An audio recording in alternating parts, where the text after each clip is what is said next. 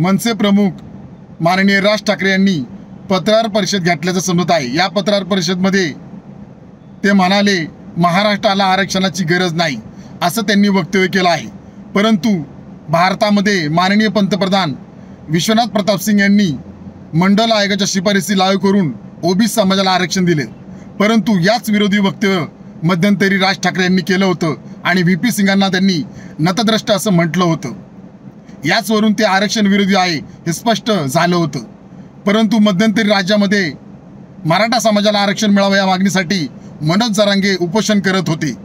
मनोज जरांगे यांची मध्यंतरी राज ठाकरे यांनी भेट घेतली आणि त्यांनी त्यानंतर वक्तव्य केलं मराठा समाजाला आरक्षण मिळालं पाहिजे आणि आता ते म्हणत आहेत आरक्षणाची गरज नाही। त्यामुळे माननीय राज ठाकरे हे पलटूराम आहेतच, त्यामुळे त्यांना गांभीर्याने घेण्याची गरज नाही असं रिपब्लिकन पार्टी पेटा खरात पक्षाचं जाहीर मत आहे। एबीपी माझा, उघडा डोळे बघा नीट।